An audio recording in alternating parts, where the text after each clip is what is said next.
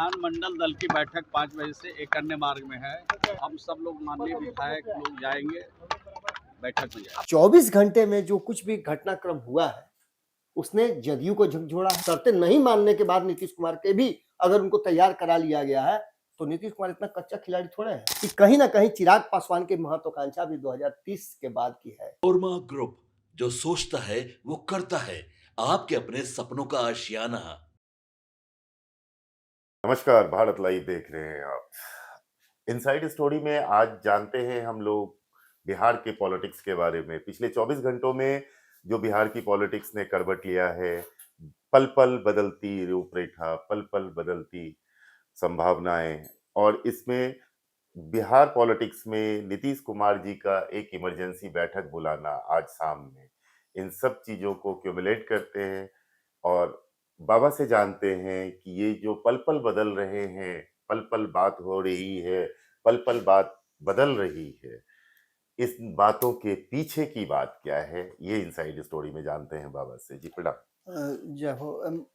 जैसा कि आपने कहा भी कि जो परिस्थितियां बनी हैं उन परिस्थितियों में पिछले 24 घंटे से अगर बिहार की राजनीति को और बिहार को आप वॉच करें तो एक चीज आपको समझ में आ जाएगा कि जो बातें पब्लिक डोमेन में हो रही हैं और जो इंटरनल चल रही हैं दोनों में काफी विषमता है।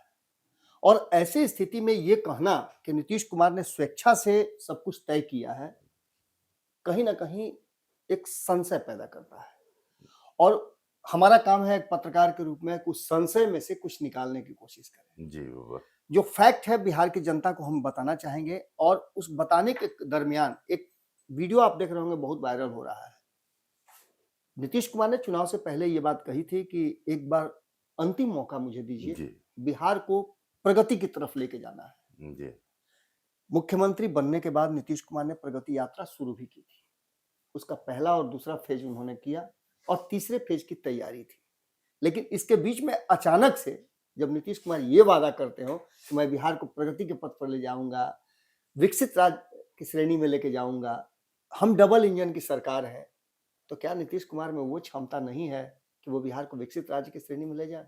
तो जिनको कहा जाता है कि बिहार के शिल्पकार है, जी वो भारतीय जनता पार्टी भी कहती है, नरेंद्र मोदी, अमित शाह भी इस बात को कहते हैं कि नीतीश समाजवाद के सबसे बड़े चेहरा है। जी और इन सभी बातों के साथ अगर नीतीश कुमार को अचानक से एक वादा करने के बाद 5 साल तक, मैंने कहा था आपको याद होगा कि ये सरकार भी 5 साल तक नहीं चलेगी और नीतीश कुमार ये सरकार भी 5 साल तक नहीं चलाएंगे। मैंने कई एपिसोड में ये बात कही है। और जिसकी शुरुआत जब नमन जी से मेरी बातचीत हो रही थी और नीतीश कुमार मुख्यमंत्री बने थे, तब से ही उनका मानना यह था कि 6 महीने का ही टेन्योर है।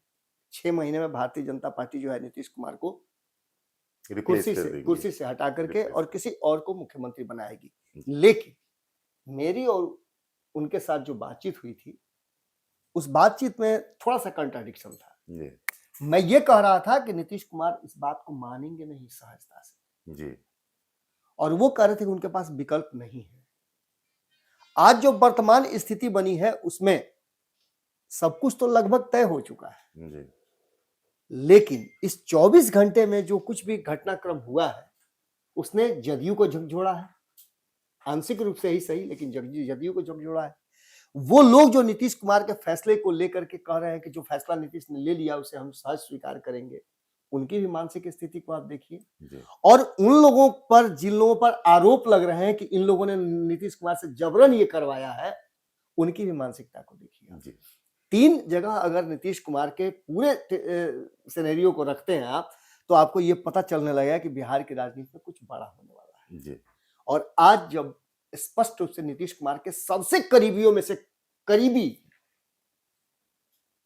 जो सबसे करीबियों में से करीबी है श्रवण कुमार जी, वो कह दे कि शाम में विधायक दल की बैठक होने वाली है जी। जब पत्रकार उनसे पूछते हैं कि बैठक में क्या होने वाला है, नीतीश कुमार के फैसले से आप कितना संतुष्ट हैं, क्या इस विरोध का सामना कर पाएंगे आप लोग, तो वो कहते हैं सब कुछ फैसला जो है शाम के बाद आपको बताएंगे। इसका अर्थ है कि बाबा आपकी जो कयास थी वो कहीं ना कहीं मूर्त रूप ले रही है राजनीतिक गलियारों में। देखिए निशांत जी, मैंने जो अब तक रीड किया है जी नीतीश कुमार को, नीतीश कुमार ने अपनी शर्तों पर राजनीति किया है। जी चाहे वो जनता दल की बात कर लीजिए, जी समता पार्टी की बात कर लीजिए या जनता दल यूनाइटेड की बात कर लीजिए, जी। सरकार में जिसके साथ भी नीतीश कुमार रहे हों, उन्होंने अपनी शर्त पे राजनीति की है और जैसे ही उनकी शर्तों में थोड़ा सा 19-20 होने लगा है और उनका सहयोगी उन पर दबाव बनाने की कोशिश किया है, नीतीश कुमार ने पाला बदल लिया है या खुद को उससे अलग कर लिया है। नीतीश की एक और विशेषता रही है, लालू और नीतीश में अंतर इतना है कि लालू अपने दुश्मनों को भी अपने पास बुलाने की क्षमता रखते हैं और नीतीश कुमार अपने दुश्मनों से बात करना बंद कर देते हैं। तो ऐसी स्थिति में नीतीश कुमार जब चुप्पी साधे हुए थे तब भी मैं कह रहा था कि नीतीश कोई बड़ा फैसला भीतर ही भीतर लेना चाह रहे हैं और वो फैसला निश्चित रूप से राज्यसभा जाने का तो नहीं था जी। लेकिन यहां भी 2-3 बातें हैं जिसमें नीतीश कुमार ने भारतीय जनता पार्टी के सामने एक ऐसा प्रस्ताव रख दिया है जो भारतीय जनता पार्टी को सहज घोटा नहीं रहा है। अच्छा। मतलब अब साफ छुछंदर वाली स्थिति हो गई है। जी आज की शाम वाली मीटिंग है, जी उस मीटिंग ने चूंकि इमरजेंसी मीटिंग बुलाई गई है जी। और तो इस मीटिंग के मायने बहुत कुछ है। बाबा यहाँ आपसे ये पूछना चाह रहे हैं, दर्शकों को जानकारी कॉन्सेप्ट क्लियर करना चाह रहे हैं कि ये जो शाम में मीटिंग बुलाई गई है, ये मीटिंग बेसिकली जदयू के विधानमंडल दल की बैठक है या एनडीए के विधानमंडल दल की बैठक है? जदयू की कोर टीम। जी अब कोर टीम का मतलब आप समझ रहे हैं, जी वो जी लोग नहीं है इसमें जी जो दिल्ली लॉबी के हैं। जी जी जी। जदयू की कोर टीम, जदयू की नीतीश की कोर टीम जिसको कह लीजिए आप, भुजा पार्टी की बात मैं नहीं कर रहा समता हूं। पार्टी की बात कर रहे हैं मैं आप? बात कर रहा हूं नीतीश कुमार के जो सबसे करीबी लोग हैं जी वो जी और नीतीश कुमार के विधायक, जी। उनको बुलाया गया है। अच्छा। उनके साथ नीतीश कुमार मीटिंग करेंगे और उस मीटिंग के बाद कई संभावनाओं पर विचार की जाएगी। जी ये क्यों संभव हुआ है? तो नीतीश कुमार ने जो भारतीय जनता पार्टी की शर्त मानते हुए अपनी शर्तें जो भारतीय जनता पार्टी को रखी है, आपको याद होगा कि संजय झा दिल्ली गए और दिल्ली से तुरंत वापस आए और उन्होंने आकर के कहा कि हाँ आप, अब इंटरनल क्या बात हुई लेकिन नीतीश कुमार ने जब मान लिया कि राज्यसभा जा रहे हैं, इसका मतलब है कि नीतीश कुमार की शर्तें भारतीय जनता पार्टी को मंजूर थी। मंजूर थी जी।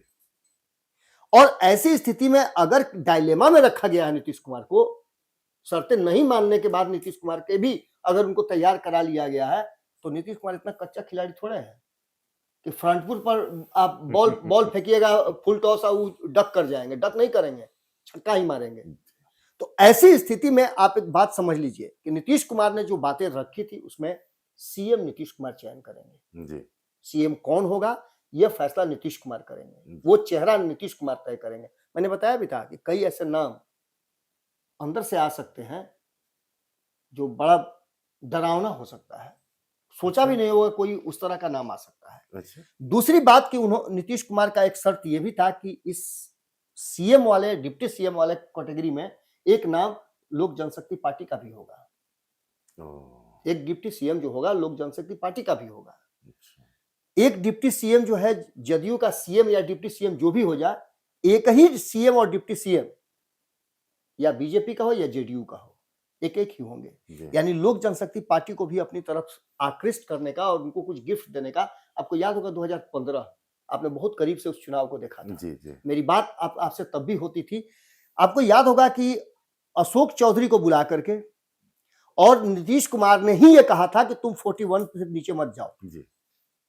अशोक चौधरी तो हार चुके थे उस समय, उन्होंने छोड़ दिया था जी। कि कम सीट पर भी कर लेंगे, अच्छा माहौल बना है, हम लोग बेहतर कर लेंगे। लेकिन नीतीश कुमार ही थे जिन्होंने कहा कि लालू की बात नहीं माननी है और इस शर्त पे होना चाहिए। और इसका मायने क्या था तो बाद में पता चला, जब अशोक चौधरी कांग्रेस से अलग हुए तो नीतीश कुमार का हिस्सा बन गए। आज जो वर्तमान परिस्थिति बनी है उस परिस्थिति में एक बात तो निश्चित रूप से नजर आ रहा है कि कहीं ना कहीं चिराग पासवान की महत्वाकांक्षा भी 2030 के बाद की है और इस बात को नीतीश कुमार अच्छी तरह से समझते हैं। तो बाबा ये इन सब पूरे सिनेरियो में कल से निशान जी कहीं नहीं दिख रहे। बिल्कुल बिल्कुल, अब निशान पर ही मैं आ रहा हूं। सबसे पहली बात तो सीएम कौन होगा यह फैसला। दूसरी, विधानसभा अध्यक्ष बदलेगा और वो जेडीयू का होगा। अगर नीतीश कुमार बिहार में नहीं है तो विधानसभा अध्यक्ष नीतीश कुमार का होगा, जो नीतीश कुमार के हिसाब से विधानसभा को चलाएगा। अच्छा। तीसरी शर्त कि नीतीश कुमार को गृह मंत्रालय चाहिए पुनः वापस, और जो विभाग नीतीश कुमार के पास हैं वो as वो it तो is उनको एज इट इज रखना ही है, और जिस जिस विभाग पर ये उंगली रखेंगे वो सारे विभाग चाहिए उनको। अच्छा, और इतनी सारी शर्तों के साथ भारतीय जनता पार्टी नीतीश कुमार को राज्यसभा भेजे और अपना मुख्यमंत्री बना ले, तो इसका मतलब होता है कि वो कबूतर जिसके पर कतर दिए गए होंगे, और भारतीय जनता पार्टी ऐसी स्थिति में और क्या उड़ने कर के लिए सकती छोड़ है। दिया गया। अब इसके बाद आपने कहा कि निशांत की बात, जी, तो निशांत के लिए 3 रास्ते नीतीश कुमार ने बना के रखे हैं, और ये तीसरा रास्ता जो है एक सोशल मीडिया पोस्ट के बाद आया है।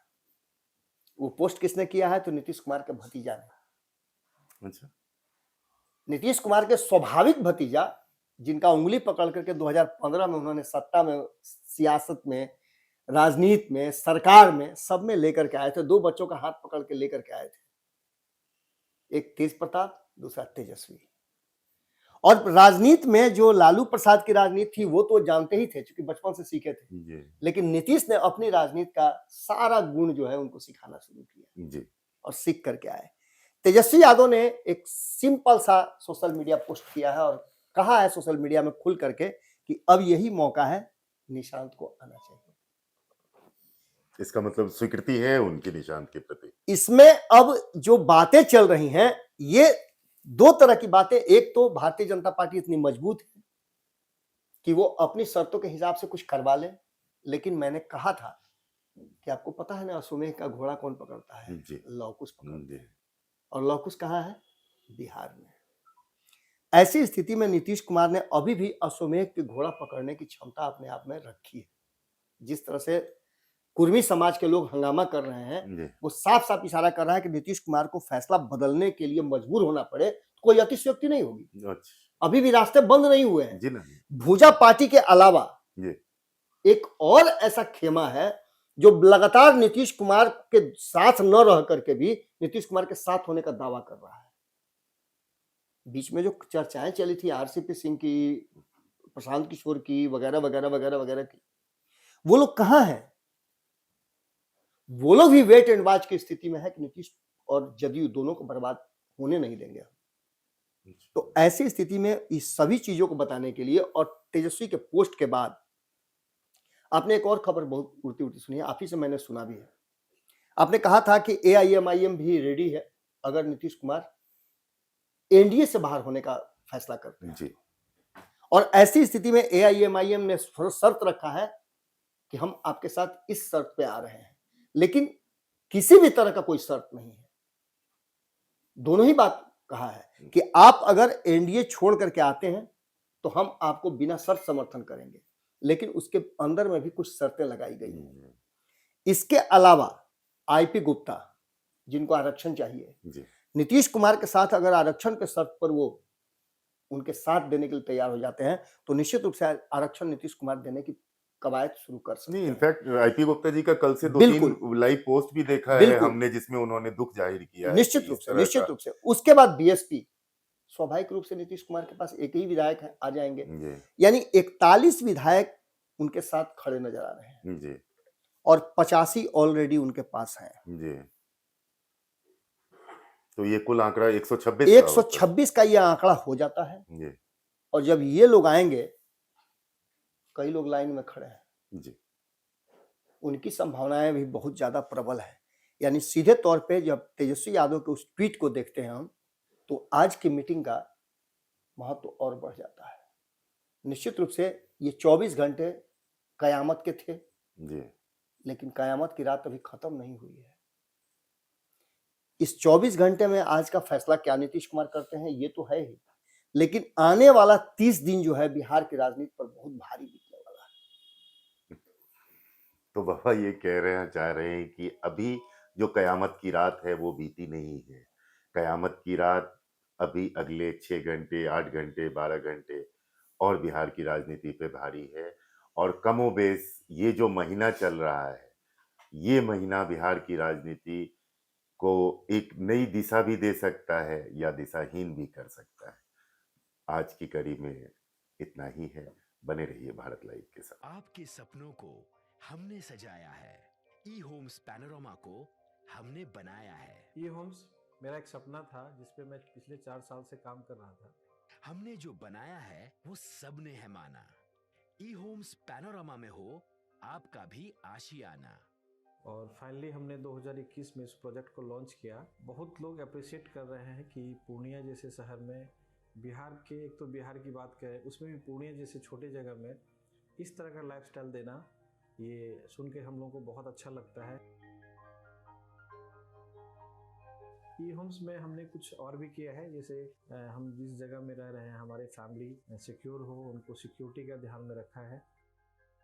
आपकी सुविधा और सुरक्षा आपके लिए खास है, ये आपका विश्वास है। इसमें आर्टिफिशियल इंटेलिजेंस का 7 लेयर सिक्योरिटी का हमने इस्तेमाल किया है। लस ग्रीन कैंपस को बनाया है। यदि हमारा बाउंड्री वाल है तो वो वर्टिकल गार्डन है।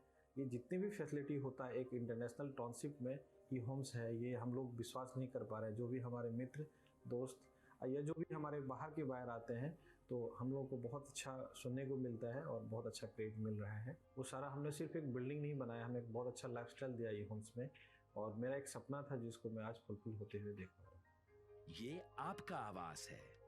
ई होम्स पैनोरामा में अब आपका निवास है। E homes Panorama, luxurious lifestyle redefined. Panorama group, जो सोचता है वो करता है। अगर ये वीडियो पसंद आई और वह बिहार के राजनीति और बिहारियत से सरोकार रखेनी तो सब्सक्राइब बटन दबा के चैनल के सब्सक्राइब कर ली। ओजे एगो घंटी बा, ओकरा बटन दबा देला से कुल सटीक और मारक खबर रुआ मुफ्त में मिल जाई। अगर रुआ पत्रकारिता के हमनी के नया प्रयोग में सहयोग कर चाहतानी तो ज्वाइन बटन दबा दी। पेटीएम नंबर नोट कर ली 9386816700।